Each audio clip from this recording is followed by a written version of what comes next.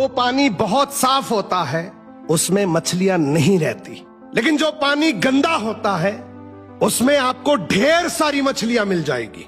बिल्कुल यही हाल आजकल हमारे रिश्तों का है।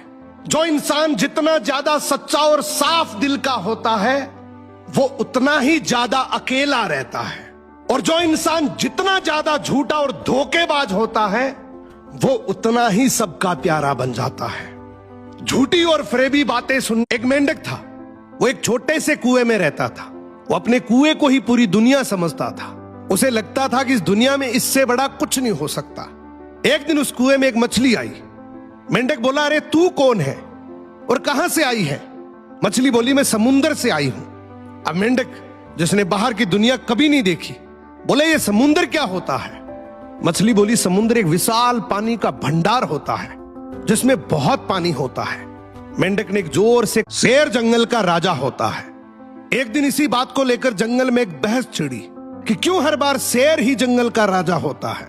सभी जानवरों ने मिलकर जंगल में एक मीटिंग बिठाई कि इस बार राजा कोई दूसरा होना चाहिए। तो अब समझ नहीं आ रहा कि राजा आखिर बनाए किसको। किसी ने सुझाव दिया कि इस जंगल में जो सबसे एक्टिव है उसको राजा बना दो। अब जंगल में तो सबसे ज्यादा एक्टिव बंदर होता है। बंदर को जंगल का राजा बना दिया। अब पूरे जंगल की हुकूमत बंदर करने लगा। एक दिन एक तालाब किनारे मोर और कछुआ रहते थे। दोनों बड़े अच्छे दोस्त थे। मोर पेड़ की डाली पर रहता, दाना चुगता और अपनी धुन में मस्त रहता। कछुआ भी पानी में मस्त तैरता और खुश रहता। दोनों अक्सर धूप निकलने पर तालाब किनारे पत्थर पर बैठकर घंटों बातें करते। एक दिन उस जगह एक बहेलिया आया। उसने मोर को जाल में फंसा लिया और बेचने के इरादे से ले जाने लगा।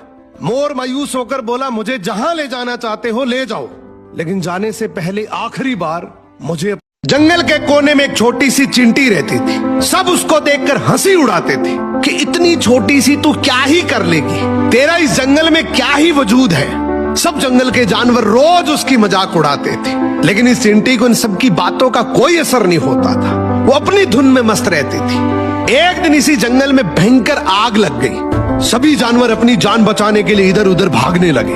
जहां सब भाग रहे थे वहां ये छोटी सी चिंटी अपने मुंह में पानी भरकर आग बुझाने। दिखने में कोयल और कौवा दोनों काले हैं, लेकिन जब मुंह खुलता है तब पता लगता है कि वो कोयल है या कौवा। रंग रूप से कोई फर्क नहीं पड़ता मेरे दोस्त। जब आदमी का मुंह खुलता है तब पता लगता है कि वो ज्ञानी है या मूर्ख।